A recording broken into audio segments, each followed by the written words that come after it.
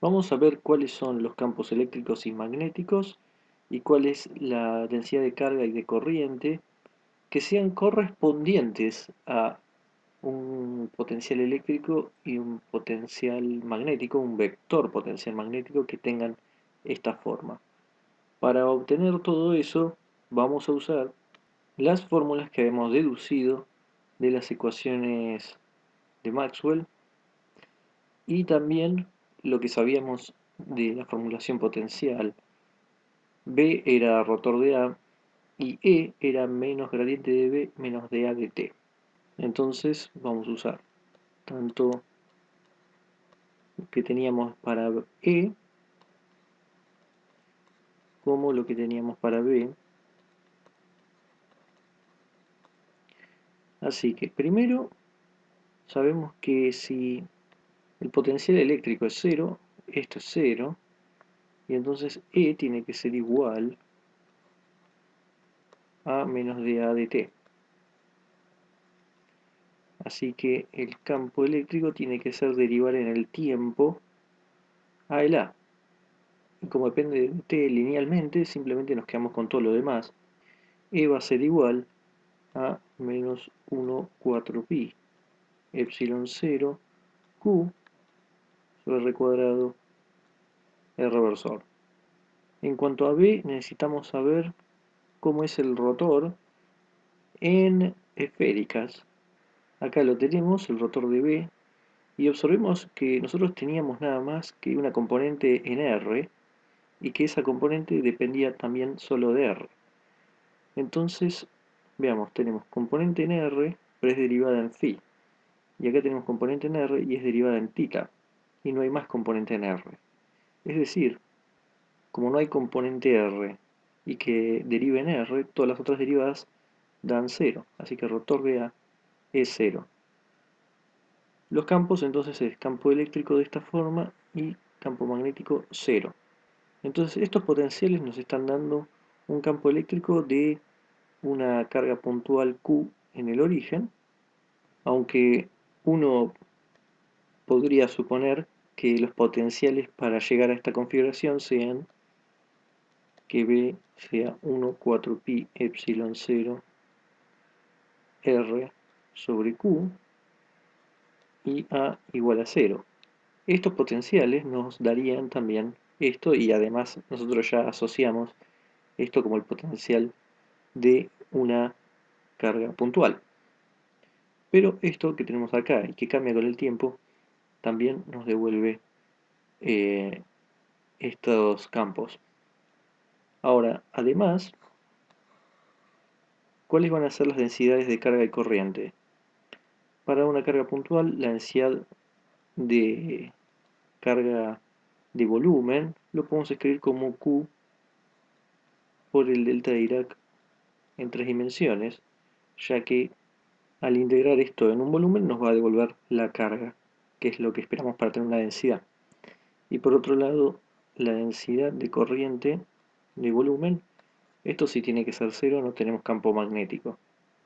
Ahora vamos a usar lo que vimos de transformaciones de gauge, que podríamos tener dos grupos distintos de potenciales que nos lleven a los mismos campos eléctricos y magnéticos y vimos que se podía convertir de uno a otro con ayuda de un campo lambda, que acá habíamos llamado lambda 2. Uno sabe que el gradiente de ese lambda, si se lo sumamos a la, nos devolvía el otro a, y el b había que restarle la derivada temporal de ese lambda para recuperar el otro b. Y así tenemos conectados los dos grupos de potenciales. Lo que vamos a hacer en el ejemplo es utilizar una función de gauge, un lambda, que sea menos 1 sobre 4 pi epsilon 0 Qt sobre R. Y vamos a ver qué pasa con esto. Por ejemplo, primero hagamos el cálculo para b', b menos la derivada temporal de lambda.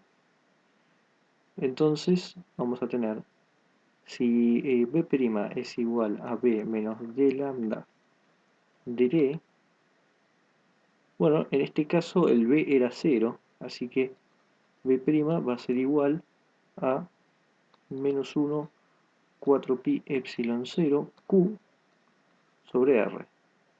Con este menos se cancela el menos de ahí, así que queda positivo.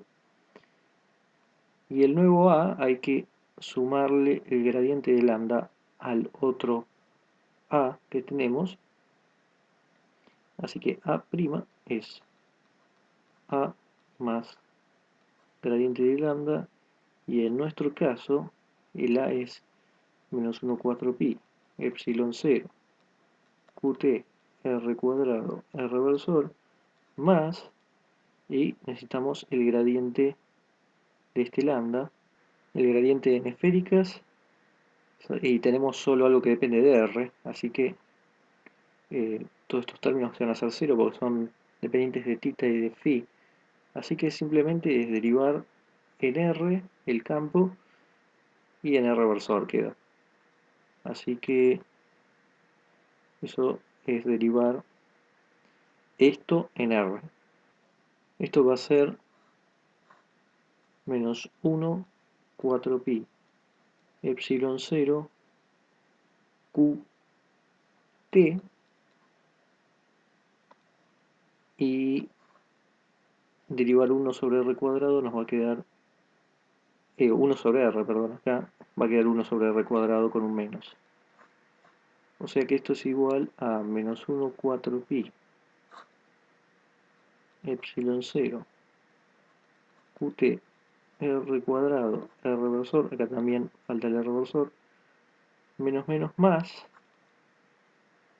1 4pi epsilon 0 qt sobre r cuadrado en r versor. Y esto y esto son iguales, pero este tiene un menos. Esto es 0. En definitiva, ¿qué nos quedó? El nuevo B', B' es 1 sobre 4pi epsilon 0 qr sobre r. Y el nuevo A' es 0. Y esto es justamente lo que habíamos dicho, que hubiéramos hecho tomando el potencial eléctrico típico para una carga, y si no tenemos campo magnético, tomaríamos A igual a 0. Y acá lo recuperamos, es decir, que estos potenciales raros que nos devolvían el campo eléctrico de la carga y campo magnético 0, utilizando este lambda, se transforman en los que habíamos dicho que son los, por decirlo de alguna forma, naturales, son lo que esperábamos. Entonces esto es lo que nos muestra las transformaciones de gauge. Teníamos potenciales que nos llevan a estos campos, pero con este lambda obteníamos otro conjunto de potenciales, veía que nos daban el mismo campo eléctrico y magnético.